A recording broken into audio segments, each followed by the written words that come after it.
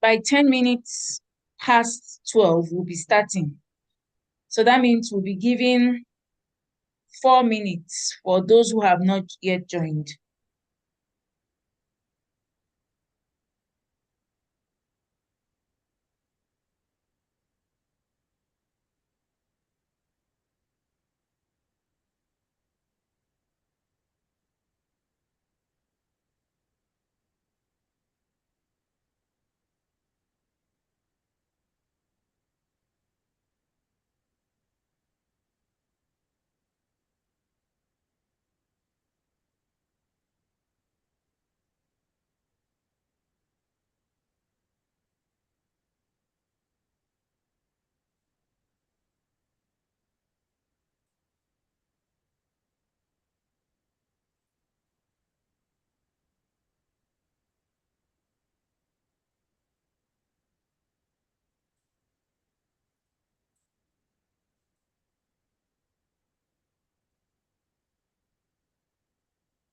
To show that you are on YouTube, you can see it live YouTube, yes. It came up at a time. You can see it. I can see it from my end here. Okay, I can't see it again, but there was a time it came up. But if you check Okay, the, live. Okay. yeah, Yes, so I've seen it. it shows you are still there. Okay, sir. And your green one shows you are sharing screen. Yes. So I will exit and give you back the hosting rights. All right, sir. Have a fruitful lecture. Thank you, Bye. sir. Bye-bye, sir.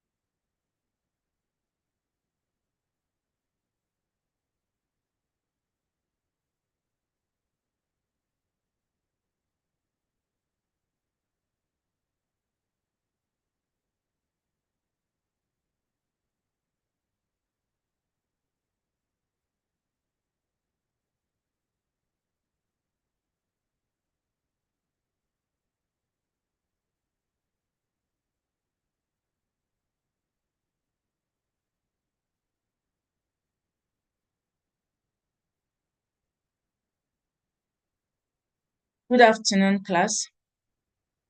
You're welcome to today's lecture, continuation of the development of the atomic theory and atomic structure. I'll briefly do a recap of what we learned on Monday.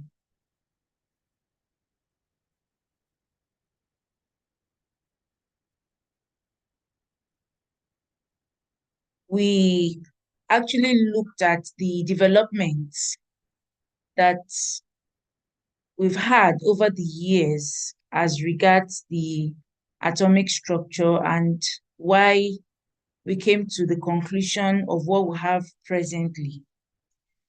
We looked at the various scientists that have, one way or the other, proposed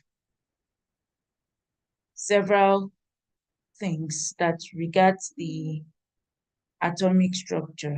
We started with Democritus, who was a Greek philosopher, and the claims that he made of matter not being able to be cut when it gets to a particular level.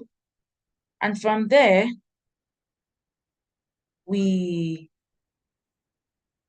He also talked about it being a hard particle and the fact that they were always moving. We also looked at what Aristotle, who was also a Greek philosopher like Democritus, talked about, and we said he did not agree with what Democritus said. We looked at John Dalton, the British chemist, who carried out experiments and came up with some proposals. And from his proposals, there were 4 ideas. And we went through them, one being all substances are made up of atoms which,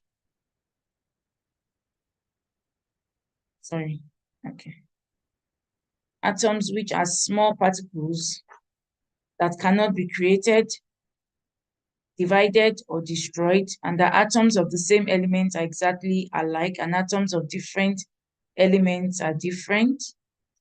We also looked at atoms of different elements combined in simple whole number ratios to form chemical compounds, which I said is an explanation for the law of definite proportion.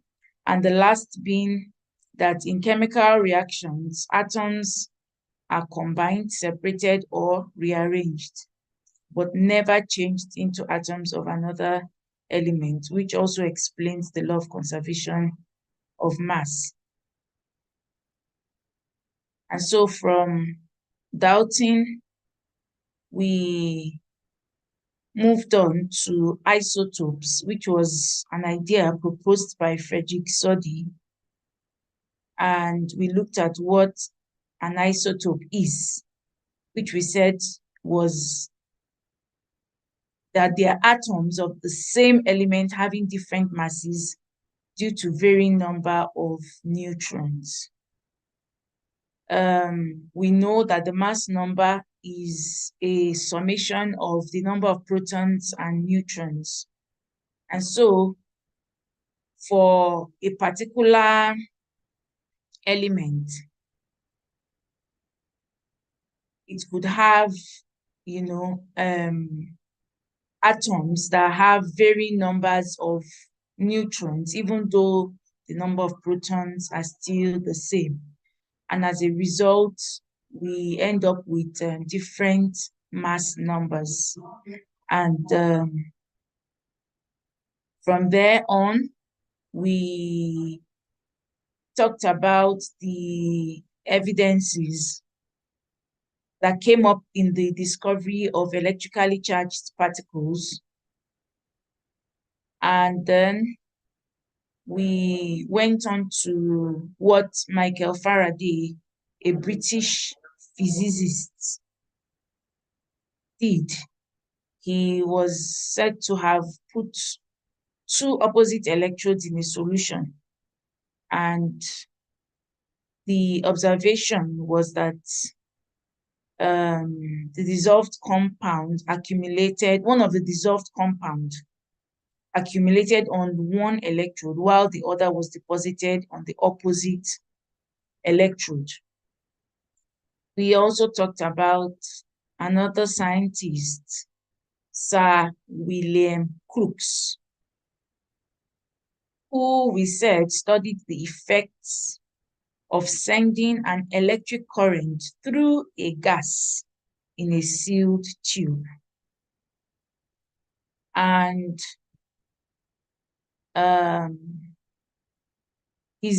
when he carried out the experiment, the electrode was called the cathode, and then the particles were referred to as the cathode rays. And he believed that these particles referred to as the cathode rays were negatively charged.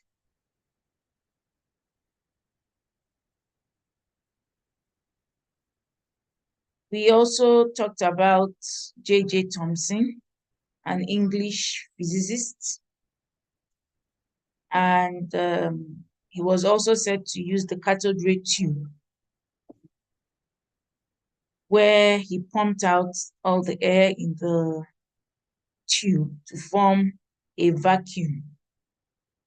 And we said from this experiment, the charge of the electron, the charge to mass ratio of the electron was calculated. And I showed you the diagram of his experiment, and I said that the electrons, what we refer to as electrons, he called them corpuscles, and that he proposed that these electrons were in a soup of positive charges.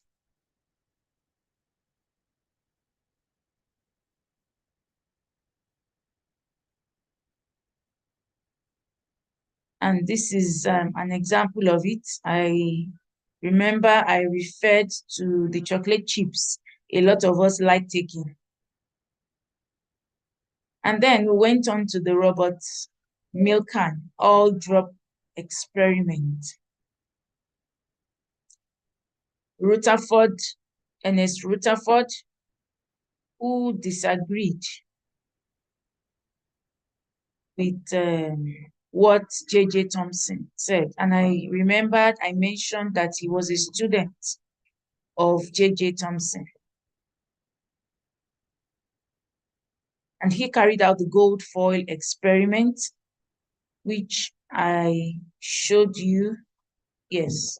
And I said that when the stream of the alpha particles passed through the gold foil, his expectation was that everything was going to just, pass through in a straight line. But he realized that although majority of the alpha particles went through the gold foil, there were some deflections to the right, to the left, while some bounced back. And a conclusion was made from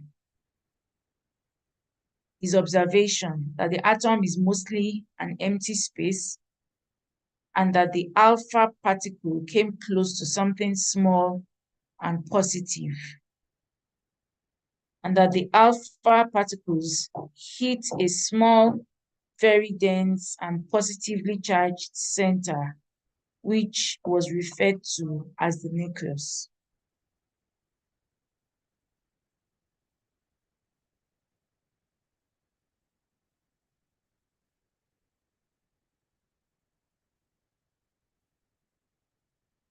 And I remember I did mention the mass of the proton and electrons, which were 1.67 times 10 raised to power minus 24 grams and 9.11 times 10 raised to power minus 28 grams. So today we would continue the history of the atomic structure. We'll be talking about Niels Bohr, who lived between 1885 to 1962. He was a Danish scientist. We've all heard about the Bohr model of the atom. It's from his name, Niels Bohr.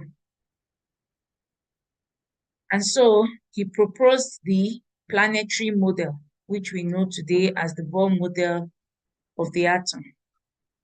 And he proposed that the nucleus, surrounded by orbiting electrons at different energy levels, and that the electrons have definite orbitals, and that there are no paths in between them.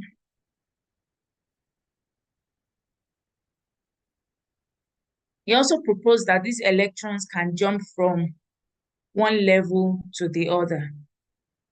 And he showed why different atoms interact and why they are reactive. So what did Bohr learn about electron movement? His proposal that electrons move in paths at certain distances around the nucleus, and that the electrons can jump from a path on one level to a path on another level.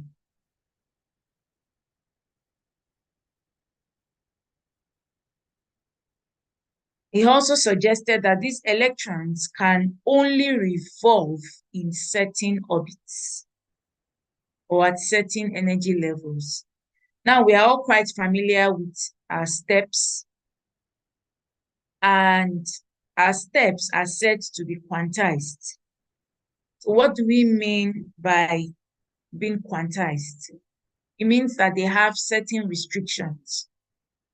If you are going on the steps, on the stairway, you cannot place your feet on every part of it.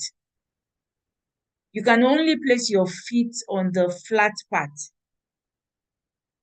And so that shows you that there's a restriction to the areas where you can really make use of on the stairway.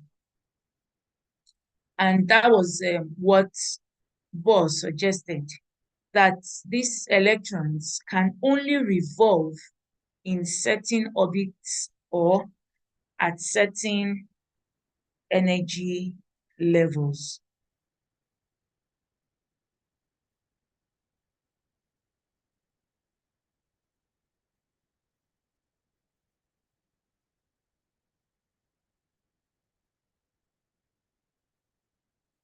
We also have Erwin Schrödinger, who lived between 1887 to 1961, and Werner Heisenberg, who lived between 1901 to 1976.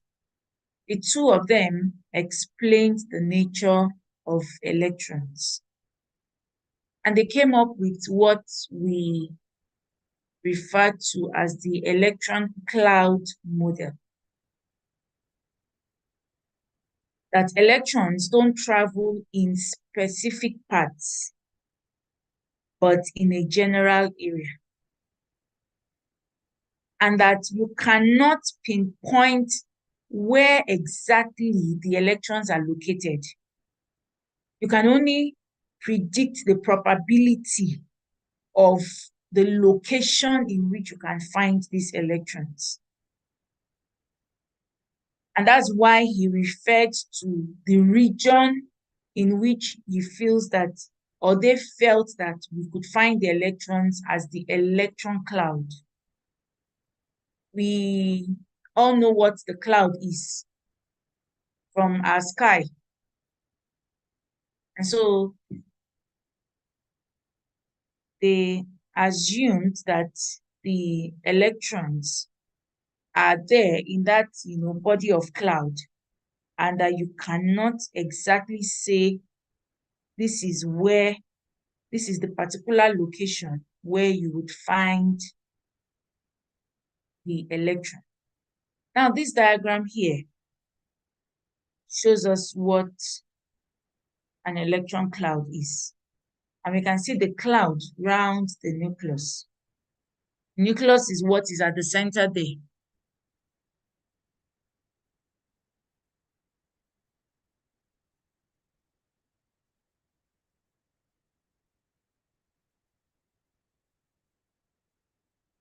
And so Schrödinger used mathematical equations to describe that likelihood of finding an electron in a certain position. And the model he made use of is called the quantum mechanical model. The quantum mechanical model.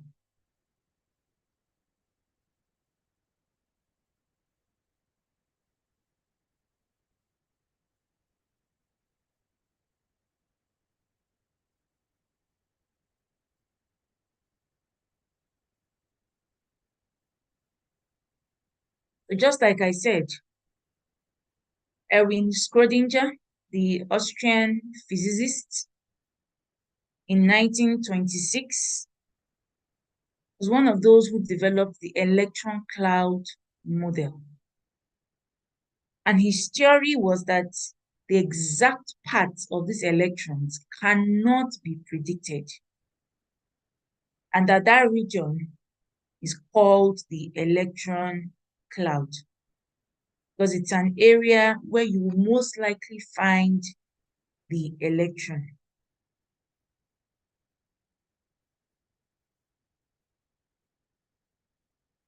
James Chadwick, the English physicist, in 1932, discovered the neutrons. He came to the conclusion that the neutrons have no electrical charge, and that the neutrons have a mass nearly equal to the mass of a proton. Please take note that the unit of measurement for the subatomic particle is called the atomic mass unit. And in short form, you could write it as AMU, the atomic mass unit.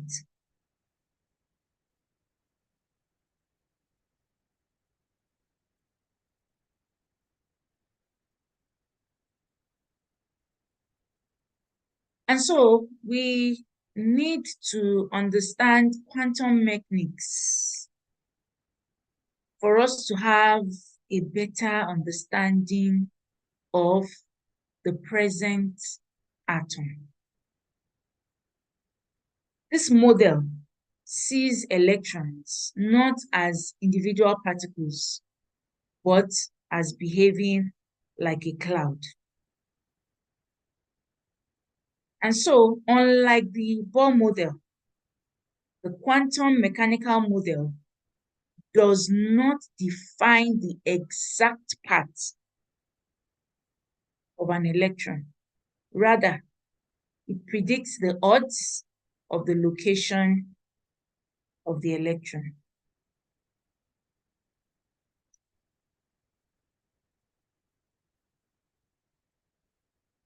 So we have a diagram here showing us the nucleus and the shells around the nucleus. And the electrons are said to be found in those shells. But they cannot particularly say this is the point at the shell where this electron is. And the electrons are said to be quantized.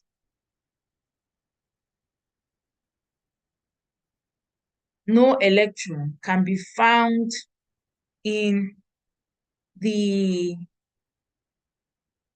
other areas that are not those white areas.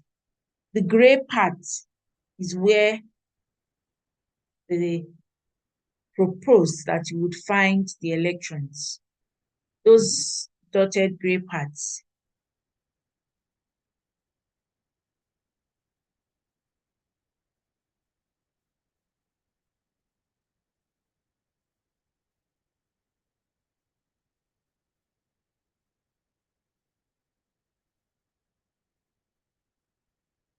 So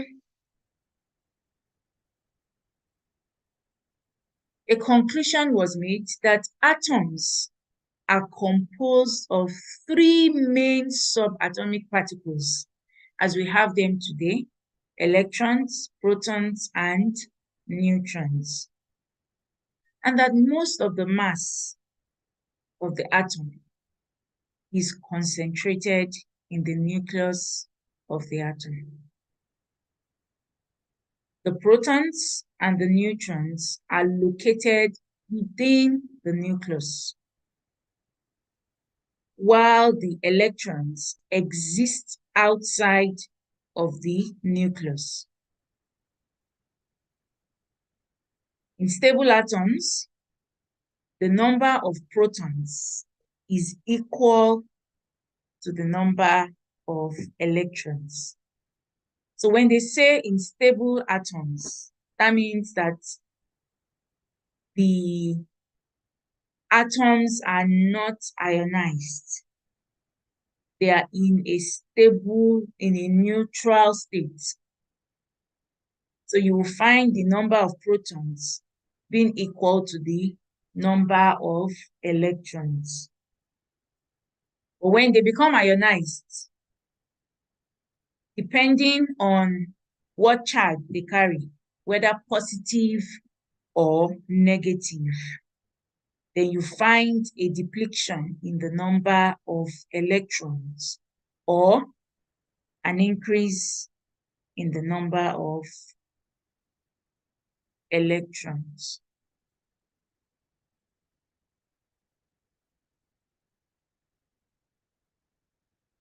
The type of atom is said to be determined by the number of protons it has. And that is why once you are given the number of protons, it is very easy for you to identify what type of atom we are referring to. And the number of protons in an atom is called the atomic number. So whenever you are asked to give the atomic number of a particular atom, it is once you know the number of protons, then you know the atomic number. And a sum of the number of protons and neutrons is what we refer to as the atomic mass. Or you could also call it the mass number.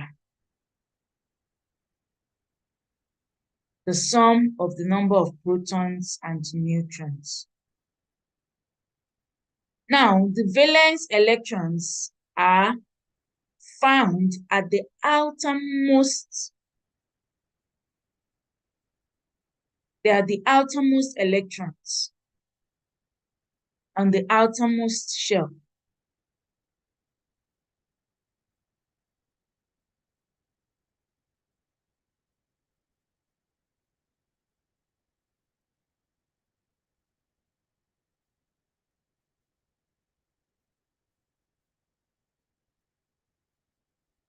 Okay.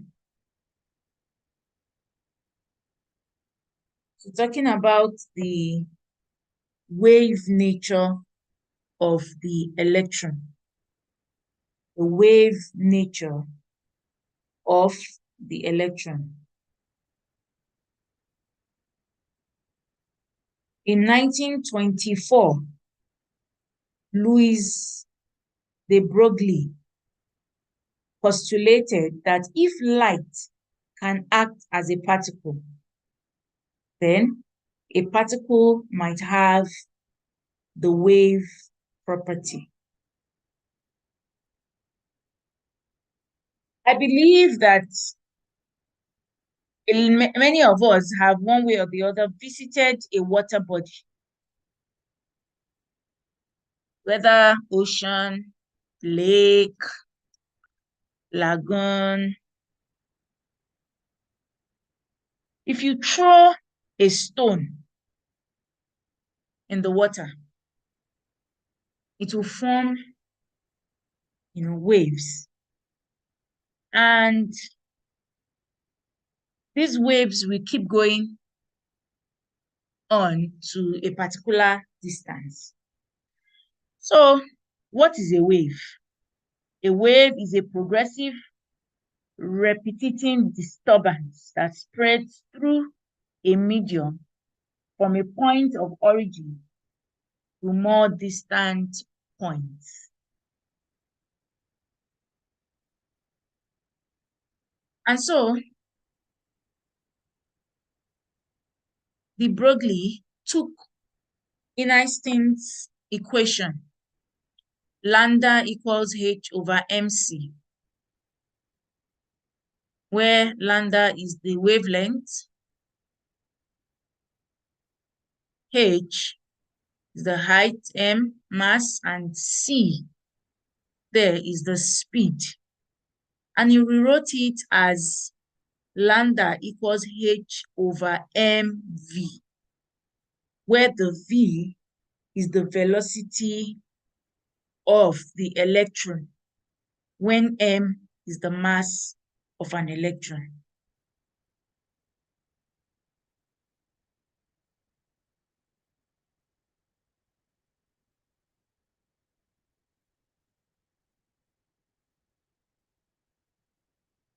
So when Heisenberg came up with a principle in 1927, which we refer to as the uncertainty principle.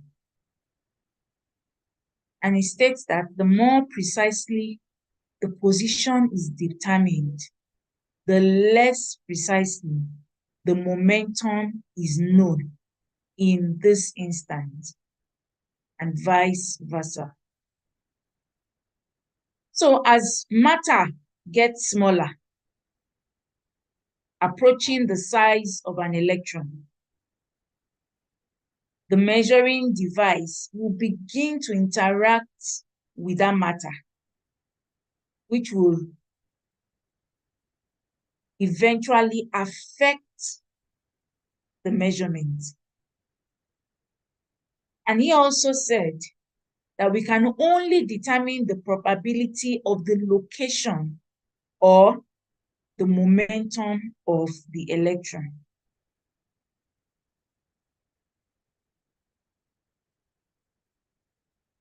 We have the formula there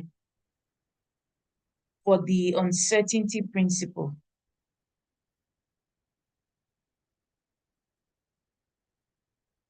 Erwin Schrödinger, who also looked at the wave equation in 1927. So we have the wave equation as displayed on the screen. We have the wave function, the mass of electron, and the potential energy at the x, y, and z axis.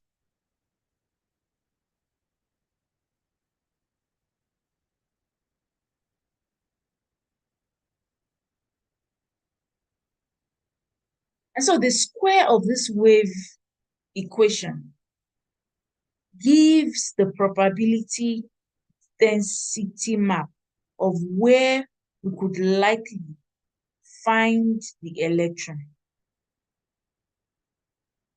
You can see the electron cloud, the x-axis, the y-axis, as well as the z-axis.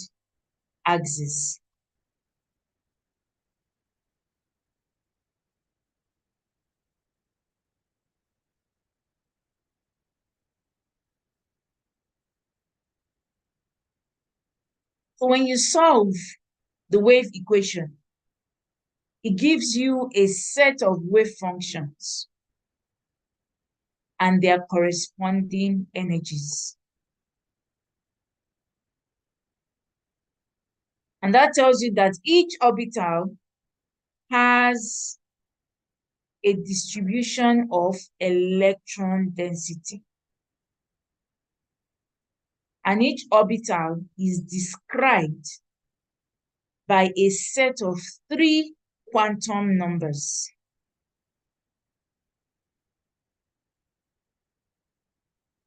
And the quantum numbers can be considered to be coordinates. Just like we have in our graphs, we have coordinate x, y, z. So these quantum numbers, we could also consider them to be coordinates. And that is where we can find the electron in the atom within those coordinates.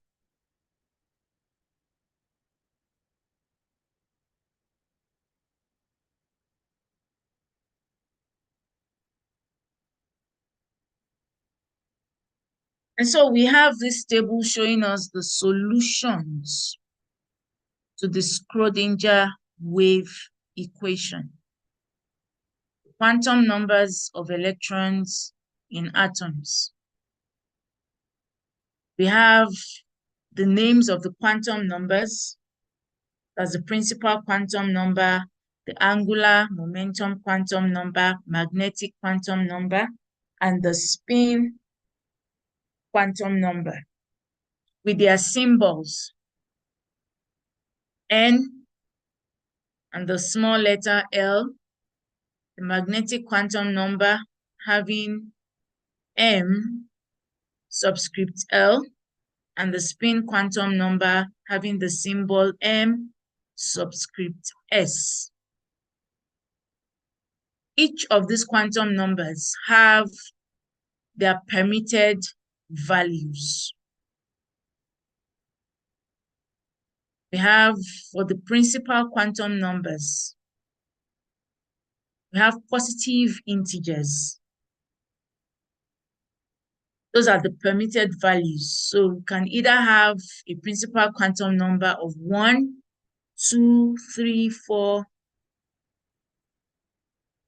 For the angular momentum, the permitted value are integers from 0 to n minus 1.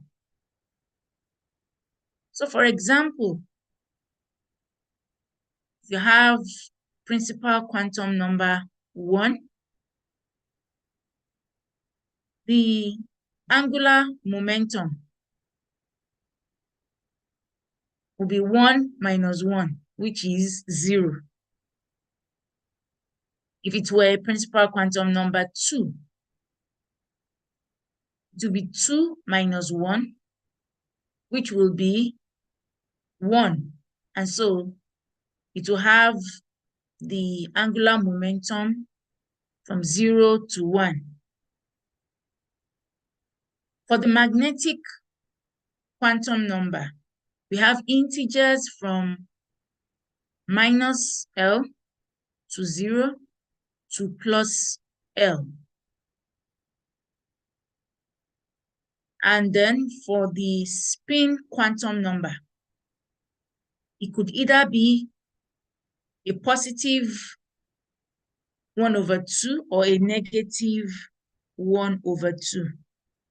And that tells us the direction of the electron spin. So it could either go in the positive way or the negative way. The magnetic quantum number tells us, the information it gives us is about the orbital orientation. The angular momentum quantum number talks about the orbital shape. That's the probability distribution. And then the principal quantum number is what gives us the information about the energy level. So we're able to know if it's on energy level 1, 2, 3, and so on.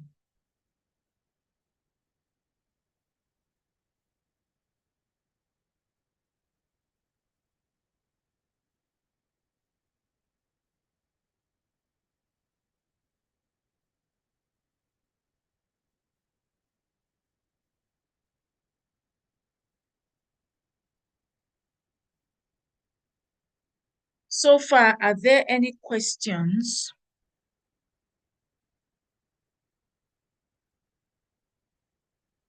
We still don't have a full class. We just have 191 participants. 191 participants. I wonder where others are.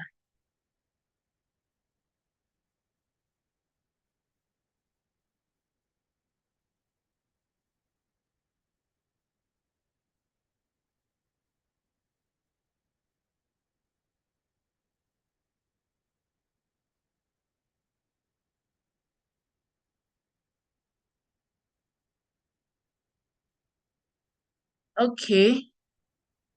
Well, if you do not register with your matric number, I won't call you. when you raise your hand, because you have been told several times to use your matric number as your means of identification on the Zoom. So I can see someone raising up his hand without a matric number.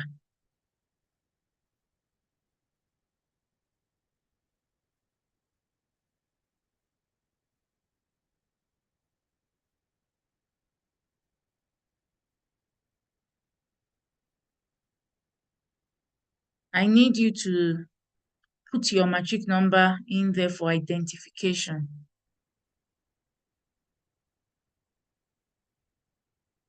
Okay, Solomon Salami.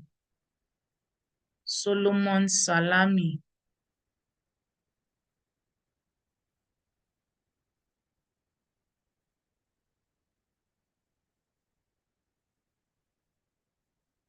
Can you unmute? Okay, hello, ma. Yes, please. Ma, under the types of the quantum numbers, I did not find as mutual quantum number there. Like, is it part of it? You said? Under the name of the quantum numbers there, as mutual quantum numbers, this is not among them, ma. Like, is it part of it?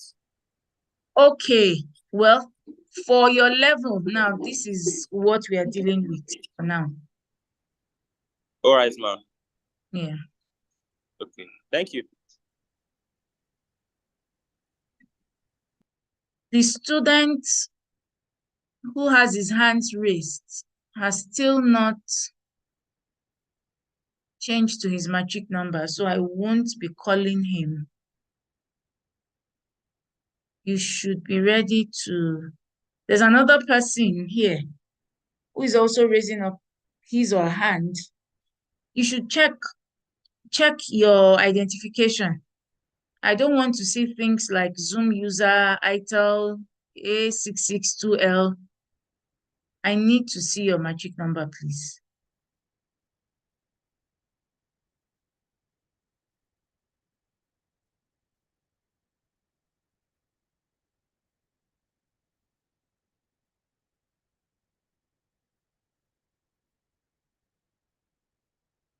Solomon, can you put your hand down? You've just spoken.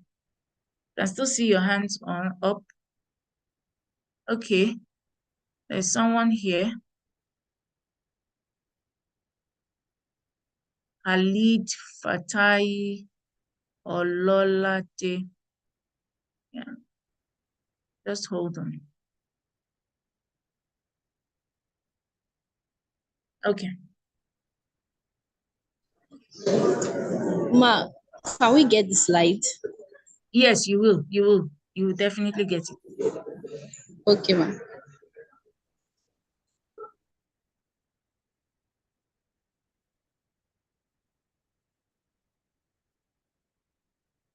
So Khalid Fatai, you can put your hands down.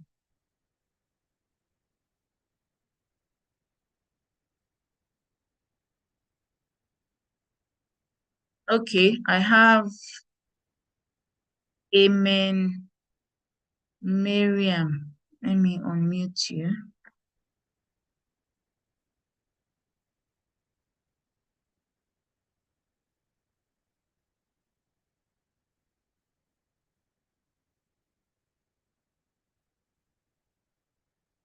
What's happening?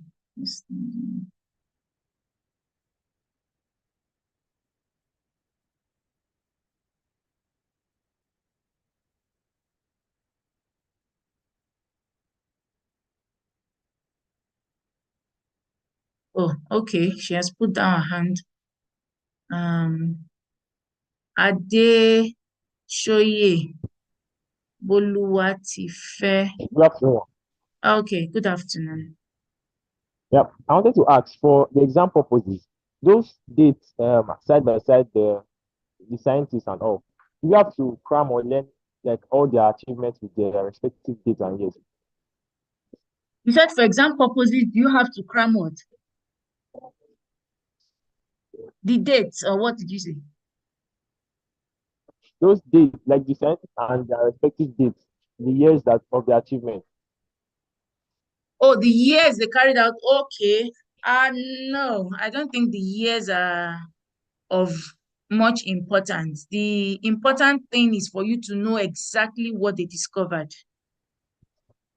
Okay. Okay, come on.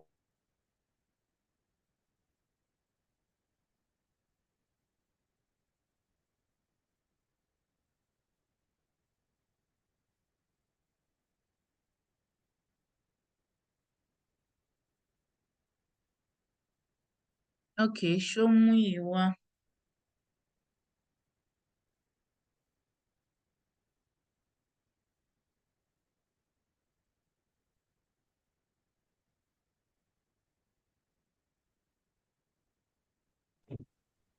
Show me one, Abi.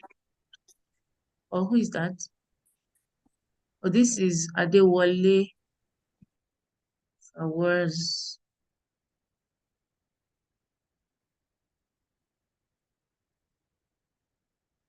I think Shomuyiwa has lowered his hand. Adewale Oluwatumise.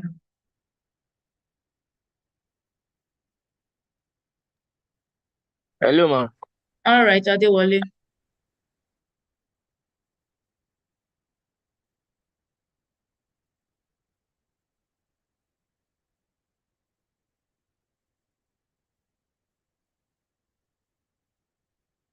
What's happening with your network?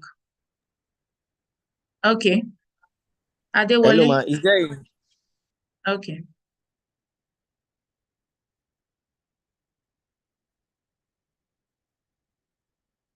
Hello, Adewale.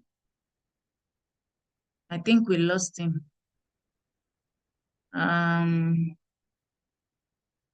Aderinola Luatimileyin.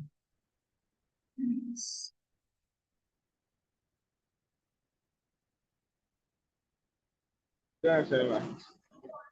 I wanted Oh, to okay. ask that Aristotle, Aristotle started with Democritus' idea, but Dalton brought back the idea back. So is the idea still plausible to you?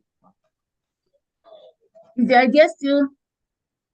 Like, can they still use the idea? Can the idea still be regarded as a strong fact to you?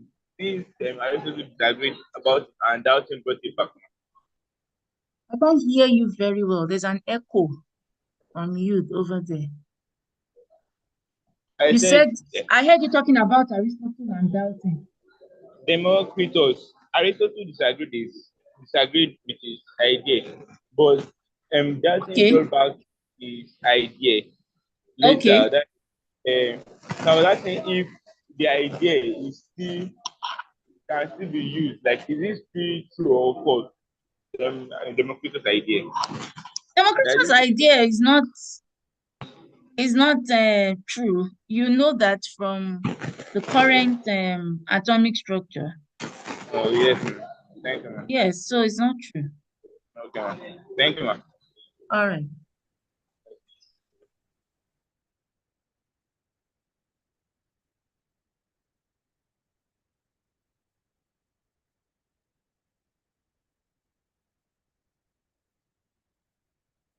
Okay, I have Oladeyinde, Joshua Anuoluwapo. Let me see. Let me unmute you.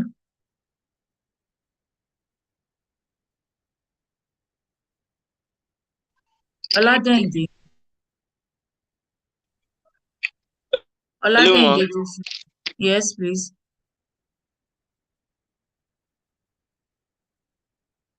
Hello, Oladeyinde. I think the network must be unstable.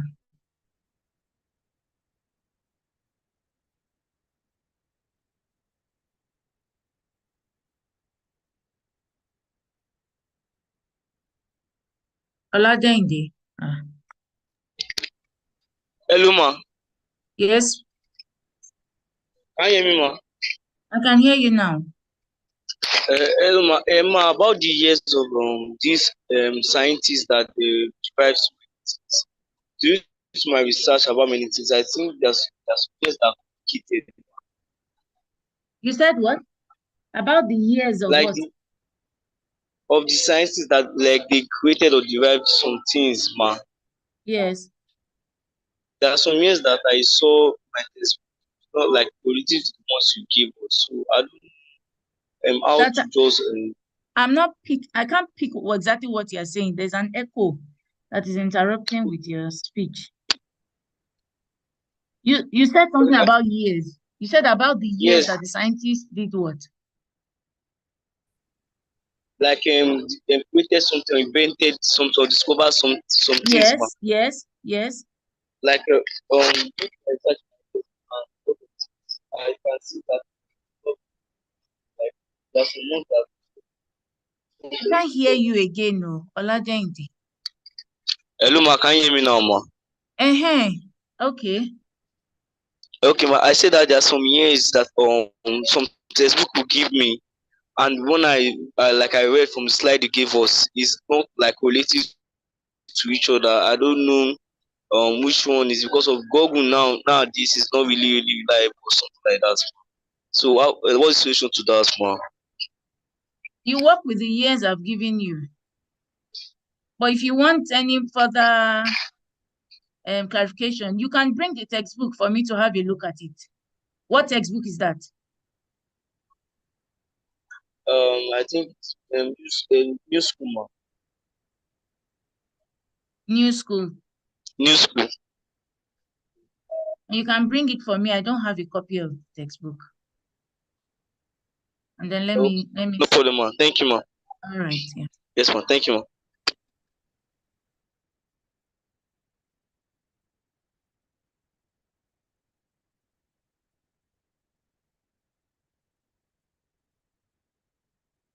Okay, I think Amaka has been up for a while.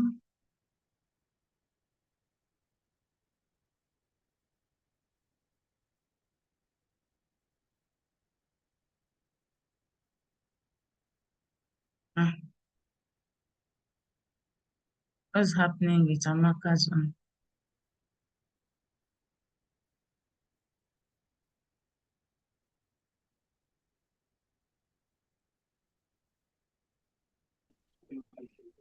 Okay, Amaka. Hello, ma. Yes, please. Good afternoon, ma. Good afternoon. I wanted to ask which quantum numbers can distinguish between two electrons present in the same orbital. Don't worry, we're going to talk more about the quantum numbers from next class. Okay? I wanted you to ask questions as regards what we've just dwelt. I just mentioned those quantum numbers just to start off what we'll be learning in the next class. Okay? So we're going to delve more into it. Okay, thank you, ma'am.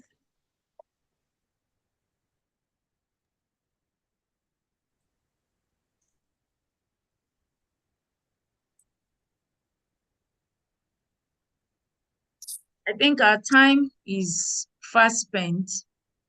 So we'll probably have to move our questions till our Friday class, which will be by 9 a.m. I noticed some of you had logged in as at 9 a.m. today. Your Wednesday classes are for 12, not 9. 12 o'clock, 12 to 1. So I'll see you all on Friday. Bye.